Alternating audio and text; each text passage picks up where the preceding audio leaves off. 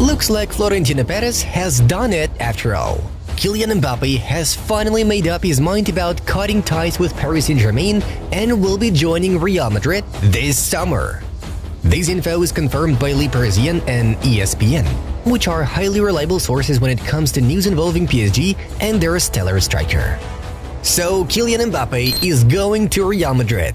Just keep this in mind despite the fact that this move may get officially announced either in the near future or at the end of the season.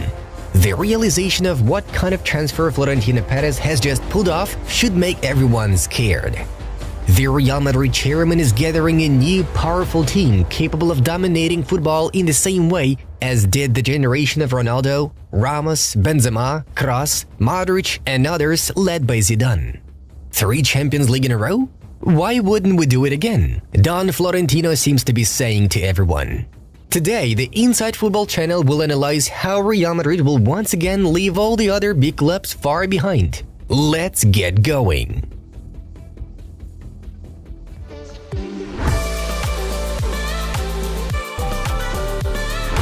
Okay, imagine the following. Kylian Mbappe's presentation takes place at a packed, renovated Santiago Bernabéu. Everyone is happy and Florentino Perez takes the mic. "We are ready to conquer the world of football again," says the Real Madrid president, and the entire football world will be watching them with bated breath. Pep Guardiola and his Manchester City will take the back seat. Bayern Munich won't find themselves a place to shine either. Paris Saint-Germain in the face of Nasser Al-Khelaifi will be freaked out, while Barcelona can only be pitied amid their financial struggles. By completing Mbappe's transfer, Los Blancos will already make a bold statement. It won't even be necessary to try to buy Haaland in the summer of 2025. However, knowing Perez, he is capable of doing that too. Press the like button if you agree. Should we be scared of Real Madrid's new project? Definitely yes. And here's why. Florentino Perez and his management have proven themselves to be true football professionals. They have a clear understanding of when and how generational change must be carried out at the club. This process should go smoothly and without sudden movements in the transfer market. Thibaut Courtois will be in goal. The Belgian goalkeeper will turn 32 this year, but before his injury, he was the world's #1 shot stopper. He can still deliver a couple of outstanding seasons. Andriy Lunin, a 24-year-old Ukrainian keeper, has emerged as a high-quality substitute for the Belgian, successfully pushing Kepa out of the starting lineup. No major transfers are planned here for now. As for the defensive line, we can expect an upgrade this summer. The Real Madrid management sees the importance of bolstering the defense flanks.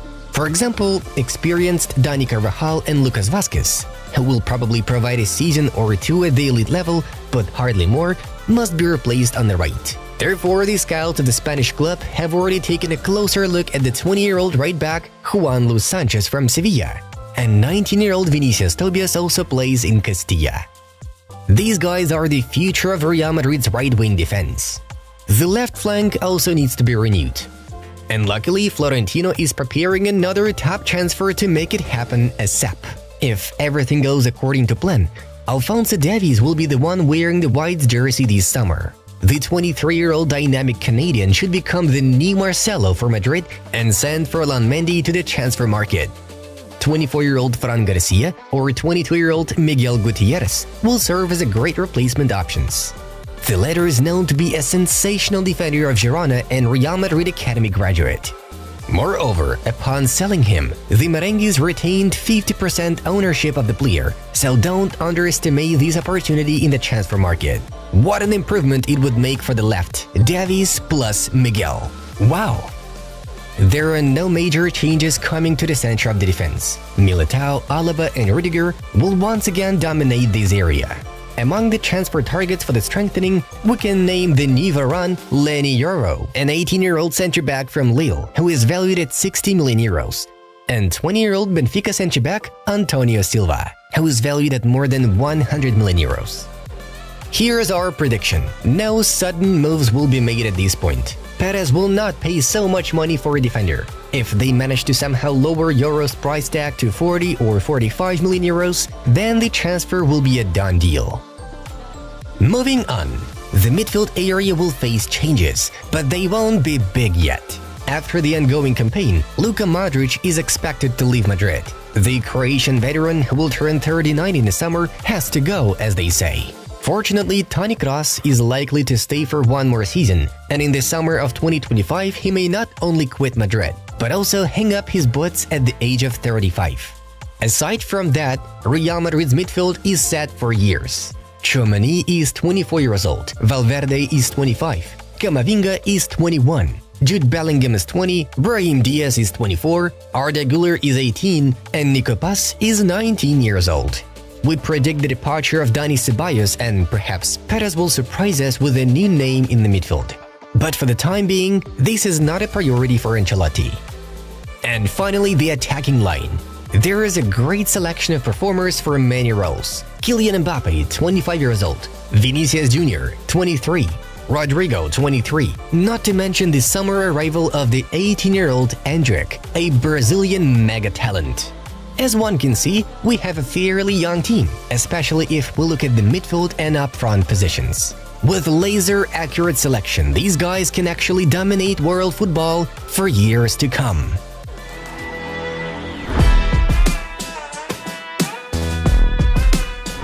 It's no secret that Florentino Perez always wants to see only the best footballers performing at the Santiago Bernabéu, and thus, after the long-awaited arrival of Mbappe, the next coveted superstar will be Erling Haaland. It will already be the summer of 2025, and Los Blancos will most likely focus on strengthening the following roster positions: center-back, defensive midfielder, and centre-forward.